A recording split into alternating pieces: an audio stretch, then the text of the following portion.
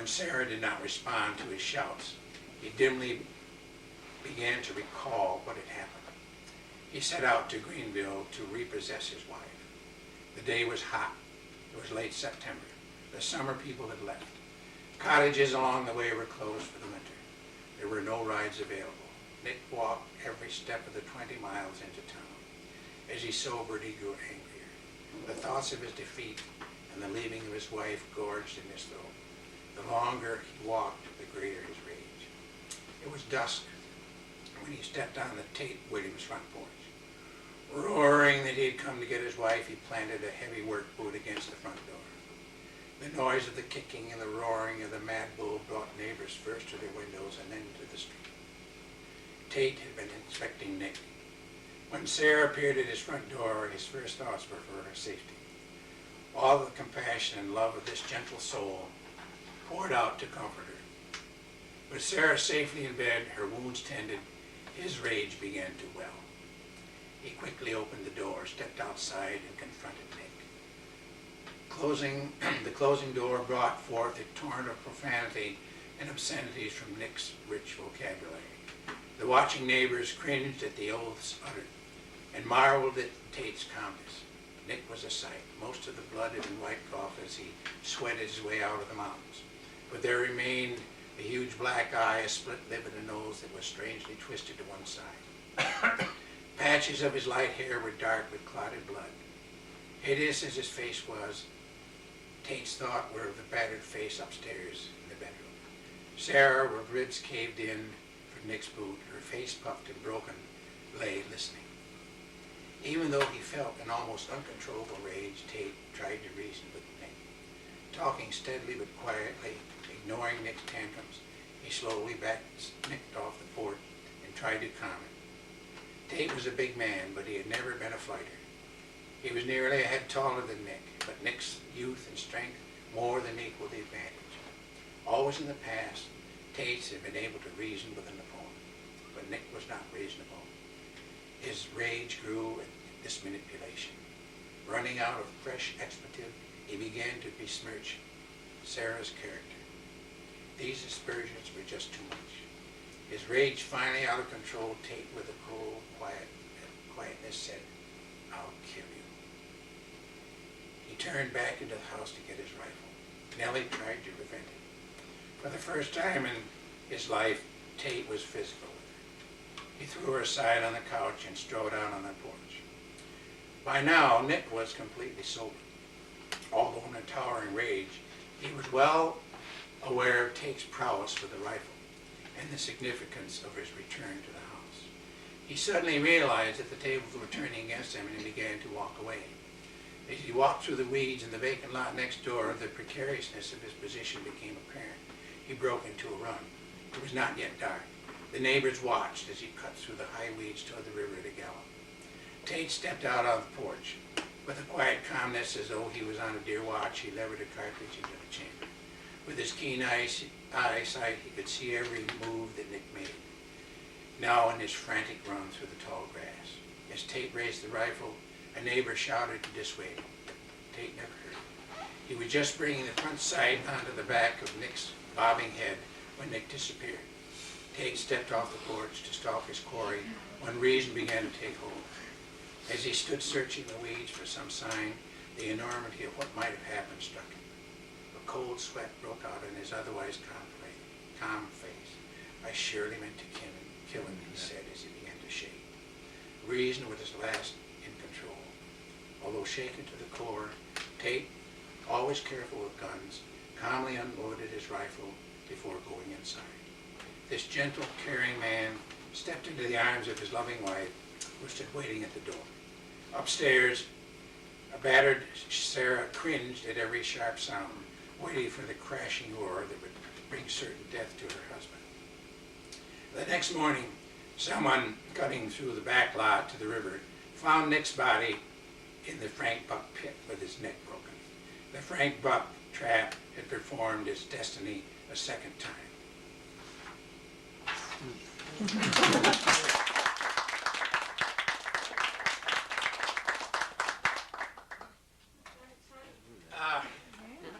Now the first part of that Barney Holly. Any of you know Lawrence Holly? Yeah. Over in, he's over, lives in Beaver Falls now. He lived next door to me. And he and I, we never caught anything. Not even a toad. But that was the basis for the first part of the story. The Tate, that character is drawn on a man who was a janitor in Glenfield, who did keep bees, who was a great shot for the rifle. And so I used him as that character. But the rest of it is all pure imagination.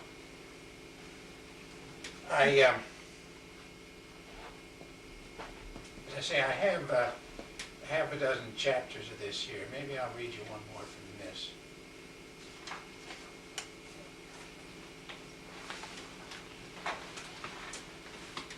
Again, each one of these, somehow this young boy is involved.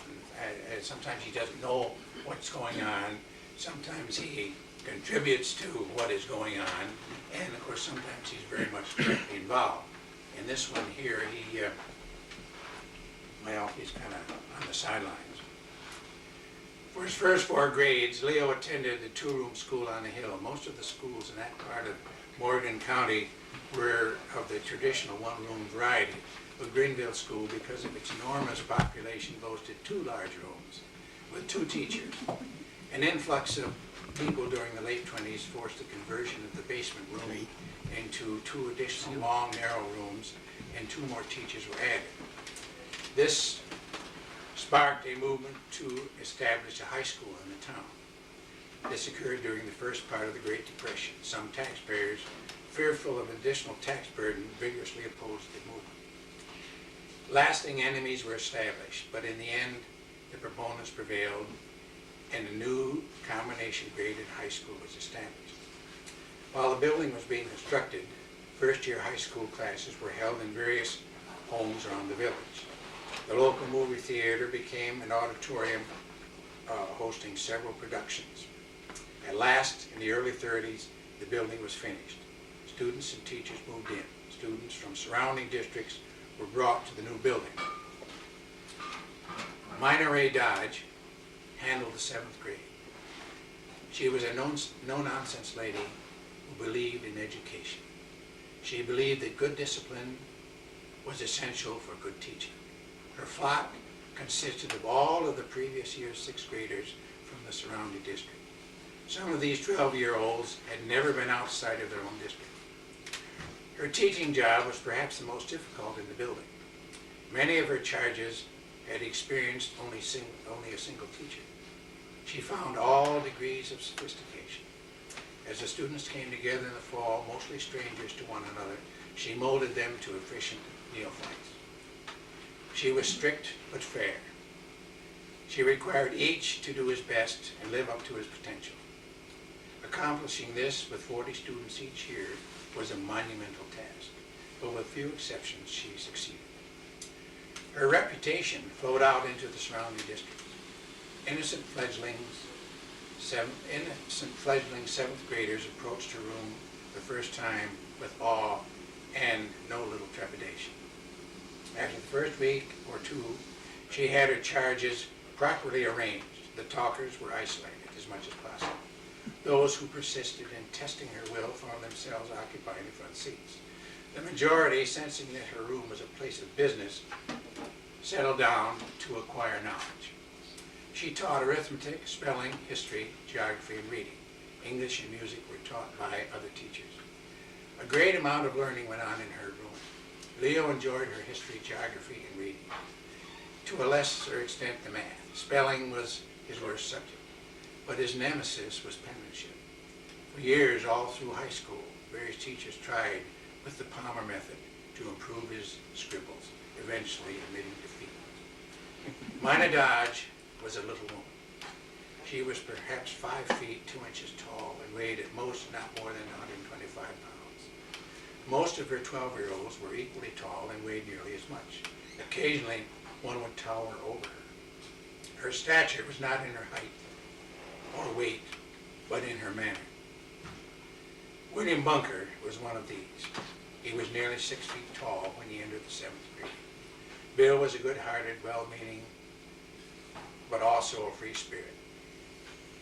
From the first day, he resisted Mina's dictums. From the second day, he found himself in the front seat. Within a week, his seat was directly in front of her desk. Bill never did anything really bad. He finished his work mostly on time.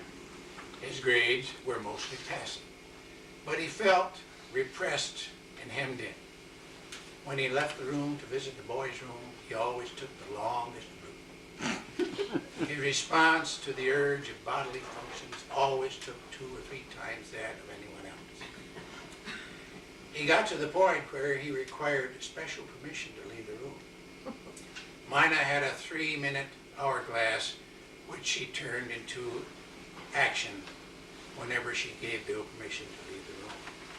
Though Bill did not have a watch, he got so he could tell 3 minutes right down to the last second. One day he forgot.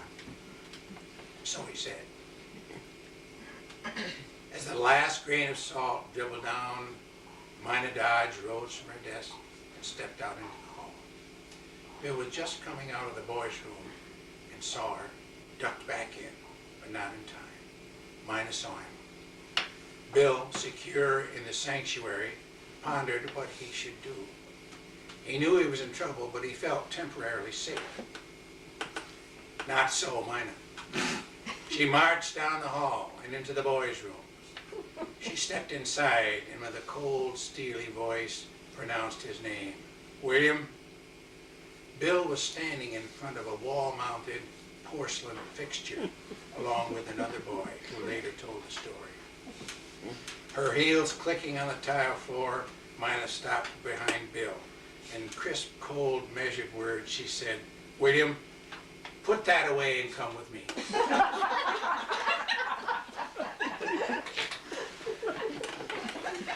Famous words. They spread throughout the student body. Mina Dodge, whose reputation needed no further enhancing, further enhanced her reputation.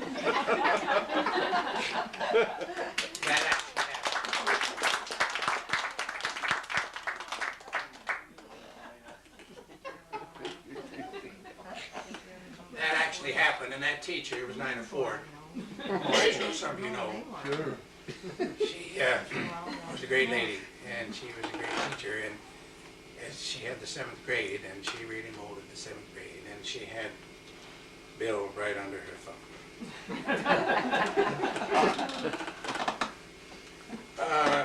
Quite a few years ago, I wrote was writing a series, a kind of a fairy tale for my children, which I called The Monarch. And it was for their entertainment, but it also gave me a chance to philosophize a little bit. And I was very gratified with the way they responded to it. And I'd like to read you maybe a chapter or 2. Anyway. Somewhere above Sperryville, the Independence River makes a long loop. I've fished this section many times and frequently cut across the base of the loop to get back to my Jeep in a hurry. This particular day, I had not fished up the stream as far as usual when I decided to turn back. So when I made the cut across the loop, I was not as near the base as usual and therefore crossed some new territory. This area of the town of Watson has been cut over long ago and was rampant with second growth. Some of the trees were fair sized, but most of the maple and beech were relatively small, and there were many of them.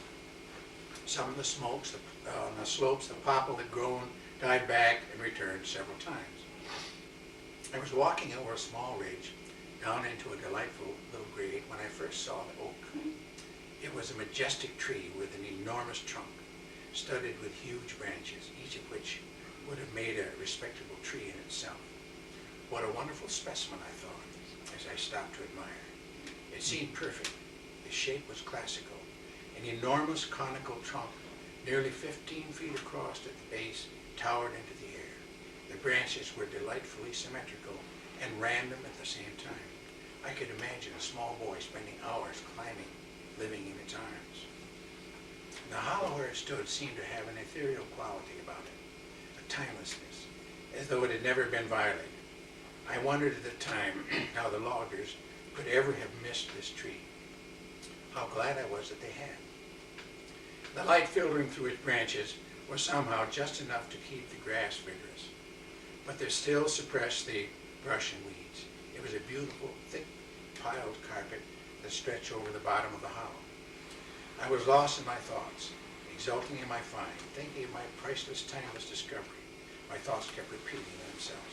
Beautiful specimen, beautiful example of perfection.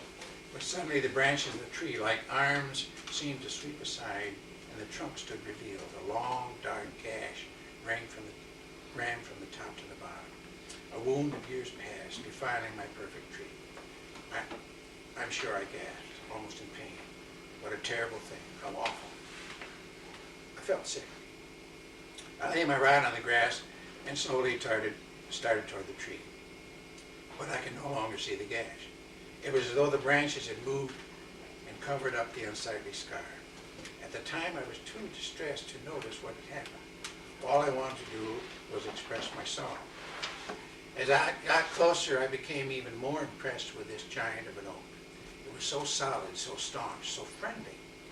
I seemed to have an instinctive feeling of deep friendship for this tree. It was as though I had known it all my life. It was a kind of feeling one develops for those who have held life in their hands, who have shared danger, as I feel for the staff sergeant who saved my life and whose life, in turn, I saved those long years ago in the Pacific. There was something deep, real, and warm. I found my breath was quickening. At last I stood at the base and looked up along the scar into the branches.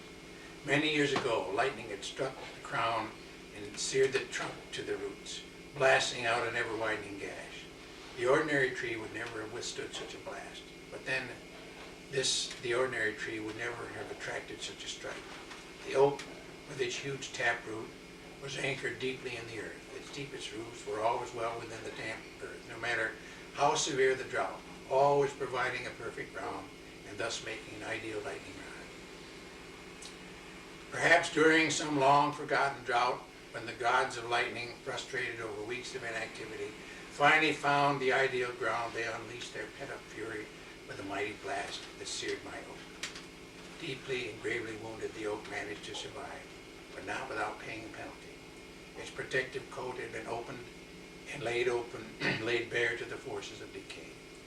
Over the years, the agents of destruction had rotted out its heart.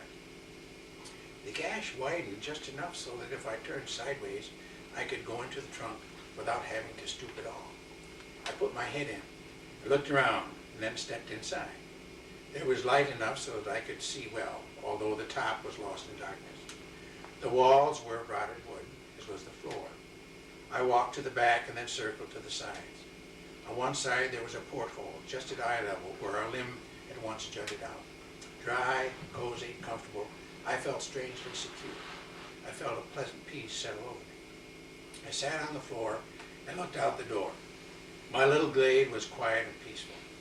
The drone of a cicada floated through the door. What a huge tree, I thought. I wonder how old it is. 900 years came to me. I mused over the answer, not thinking how it came. That's a long time. This country must have been beautiful in those days. Yes. This time I was startled. The yes came through clearly. Although no word was spoken, I looked around, half expecting to see someone. Up on the murky top, a bat stirred restlessly. Otherwise, nothing. I lay down on the soft, dry, crumbling floor, looking partly out the door and partly up. My mind settled back and threw off the suspicion. In my mind's eye, I pictured the valley 900 years ago. The Independence River at this point has cut a wide, deep valley through the alluvial deposits of the recent glacial age. On either side, at the top of the valley walls, are broad, level, sandy plains which drop abruptly to the valley floor. Now the valley floor is a dense growth of young trees. At the top, pines are beginning to return. I thought of how it must have been with the giant pines rimming the valley, the floor, a huge grove of hardwoods, popple on some of the ridges, a flash of a huge trout in the river pool, the slap of the beaver tail, the soft snap of a twig as a deer moved into a thicket, the quiet dip of a paddle as an Indian canoe moved down the stream. These vignettes moved through my mind as I pictured my oak in its primeval forest. I wonder if Indians ever camped here. Yes, came the reply. When I would read this to my kids and these replies, I kind of gave it this other little voice, which I'm not doing very well tonight. At this time, I was really startled. No word had been spoken, but I definitely heard the word in my mind. As I sat cross-legged through the thoughts tumbled rapidly across the stage of my mind. Is something speaking to me? Is something communicating with me? Am I sending and receiving some sort of ESP? Perhaps I should try another question. The thoughts came thick and fast. From what I read about the Indians in this country, they were mostly transients. If this was true, they probably would camp on the banks of the river, unless there was something special about this glade. Perhaps there had been a spring in the glade at this time, something special to look for. Was there a spring, I thought, as loud as I could? Yes, came the answer. This time there was no mistaking. I was receiving. I was sending. Something was communicating with me. If I could be directed to the spring by this communicator, it would be proof, to me at least, that we were communicating. Where is the spring, I thought. There was no answer. Show me the spring. Tell me where to go. Give me directions. There were no answers. My elation and excitement began to subside. Finally, I thought, is it to the south? Yes, came back the answer, loud and clear. I looked up the door to the south. At the southern end of the glade was a blow-down tangle. Several trees had been blown down together into a terrible twisted mass of broken limbs. The slope of the glade was a little steeper at this point and looked a likely spot for groundwater to surface. Is the spring in the blow-down tangle? Yes. Now I had it. When I was receiving, the answers were very short, usually a single word. If I wished to communicate, I must phrase my thoughts so that only short answers, single word answers, would suffice. I ducked out the door and walked over to this blowdown. It didn't look as though there could possibly be a spring there, but I wormed my way back and came upon a dank depression filled with leaves. It took only a minute to scoop them out and find there a spring that ran over the loose rock. Soon the steady trickle of clear water began to fill an overflowing pool. I walked back to the tree, wondering if I were dreaming. I had better test this thing some more. I began to hurl thoughts right and left. There were no answers. Perhaps I'm not asking the right questions. I rephrased, no answers. As I stepped into the truck, I asked, when was the last Indian visit? 200 years ago. Was it a war party? No. Was it a solitary Indian? No. Was it a hunting party? No. A family? Yes. Children? Yes. A boy? Yes. Young? Yes.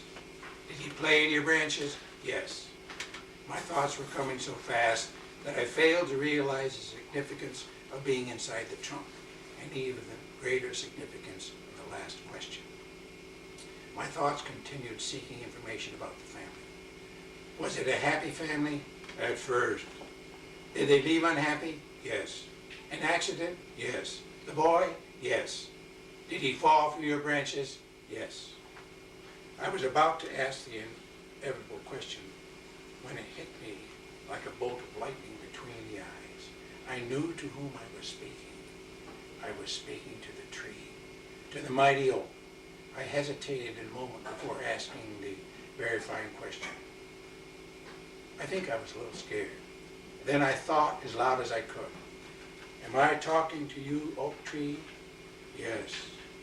Slowly, I let the breath out of my lungs. Do you have a name? Monarch. Are you a monarch? Yes. It was about this time that I noticed the light was failing. It was getting dark. I was due home soon and my family would be worried. Again I thought loud and clear. I must leave. May I come back again and talk? Yes. I gathered my gear and moved out the door and turned and looked up the branches. Goodbye, I thought. There was no answer. Again I thought, goodbye. Almost reflexively, I put my head back through the door, and again I thought, goodbye. Goodbye, came the clear reply. This time the significance did not escape. I had to be inside the tree to receive. I must ask about that Indian boy too when I return, I thought as I moved toward my Jeep. And that was the end of the first chapter.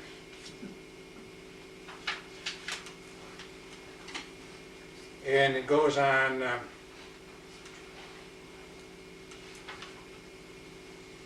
I talk to my kids about pollution and conservation and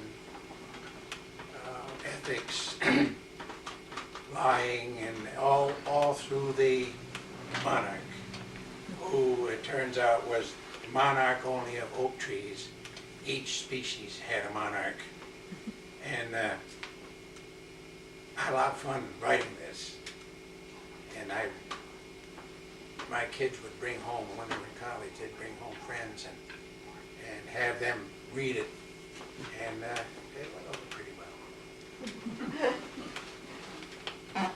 Now,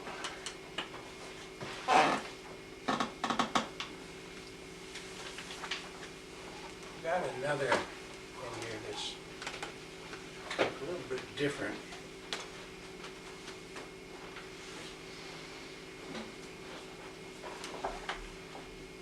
This one's called Moonlight Murder. The moonlight was so bright you could almost read a newspaper. It was cold, piercingly cold. Pete Larray had stepped out into his woodshed to bring in some more wood. He contemplated with considerable satisfaction the bags of pot hanging from the woodshed rafters, the harvest of the previous summer. 2 snowmobiles roared into the drive. Pete recognized the men and stepped out to greet them. The 3 men conferred heatedly. Suddenly, the scene was ruptured by a blast. A limp body splayed on a snowbank. A dark stain slowly spread on the snow under the harsh mercury vapor light as Pete's body slid to the snow-covered drive. The 2 men watched, one with a shotgun at the ready. Crank up and let's get out of here, said Shotgun.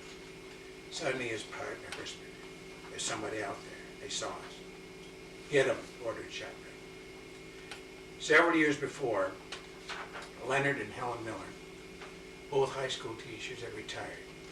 Initially, they had taken up cross-country skiing as means of ensuring winter exercise. But within a few days, the pleasure of skiing eclipsed the exercise need. They now skied daily for the pleasure and the exhilaration it provided. The exercise was a valuable fringe benefit. It was February. The cold was penetrating. It was the night of the full moon. Each month during the skiing season, when the skies were clear and the moon full, or nearly so, they skied. Because of the area's stormy nature, this meant that only once or twice during the winter did the right conditions come about.